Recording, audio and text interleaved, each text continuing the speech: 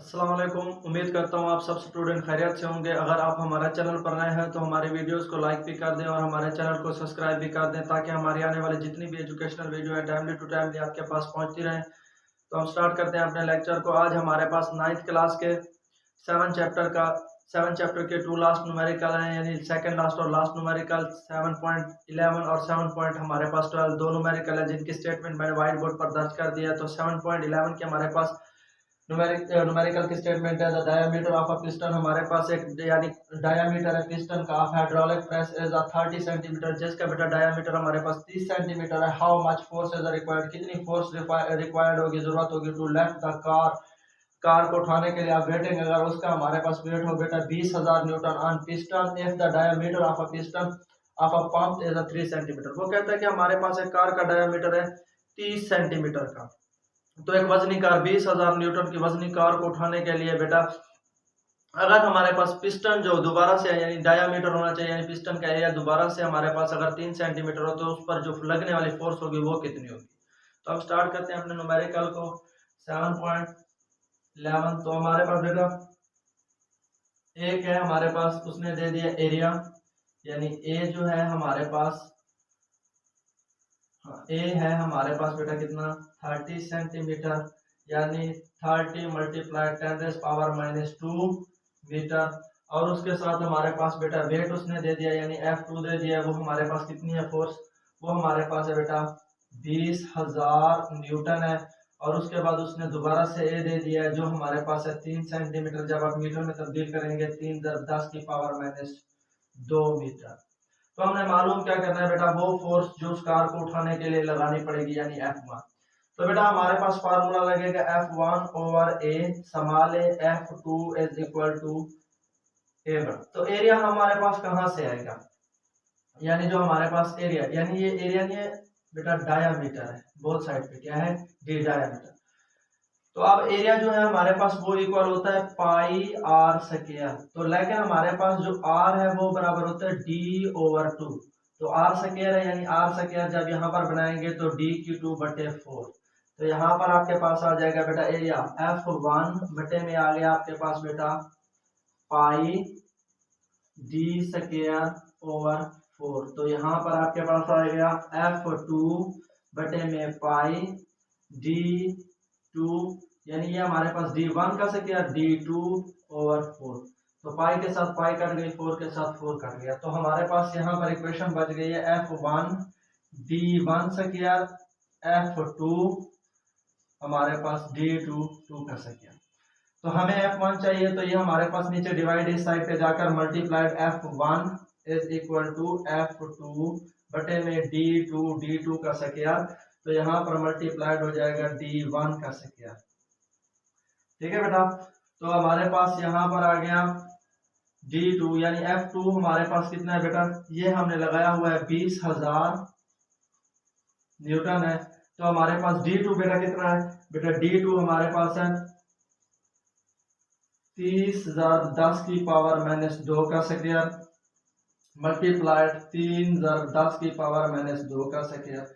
तो जब आप बेटा स्क्वायर निकालेंगे यहाँ पर 20,000 वैसे का वैसा मल्टीप्लाइड 3×10⁻⁻4।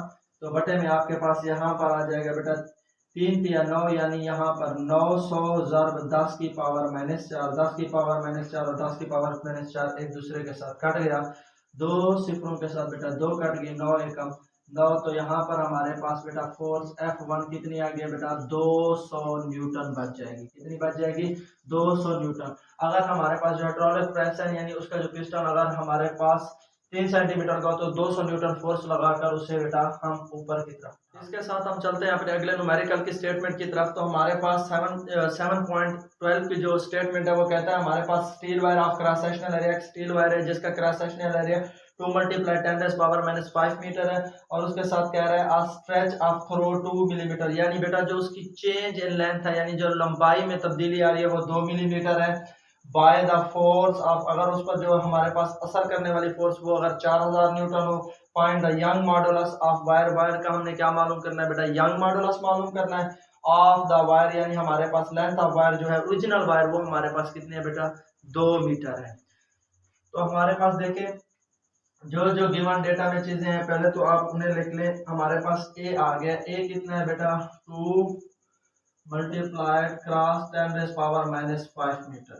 उसके बाद हमारे पास डेल एल है, क्योंकि चेंज इन लेंथ की बात हो रही है तो डेल एल हमारे पास है 2 मिलीमीटर, यानी 2 मिलीमीटर का मतलब है 2 ज़रब 10⁻³ मीटर। उसके बाद बेटा हमारे पास कह रहे हैं कि हमारे पास एफ कितनी है 4000 न्यूटन। उसके बाद वो कह रहा है कि हमारे पास एल जो है ओरिजिनल लेंथ है वो है 2 मीटर। तो यंग मॉडुलस का फार्मूला क्या होता है, y is equal to F over A बटे में हमारे पास डेल एल ओवर एल। तो बेटा इसे रिचेंज कर ले, y is equal to F cross L हो जाएगा, यहाँ पर a क्रॉस डेल एल हो जाएगा। तो एफ आपके पास कितनी है बेटा 4000 ज़रब एल की जगह पर एल की कीमत आपके पास है बेटा 2, वो आ गई। तो आपके पास ए की कीमत कितनी है बेटा, ए है आपके पास बेटा 2 मल्टीप्लाई 10⁻⁵ और आपके पास डेल एल की कीमत कितनी है बेटा, वो है मल्टीप्लाई 2 मल्टीप्लाई 10⁻⁻3। ठीक है बेटा।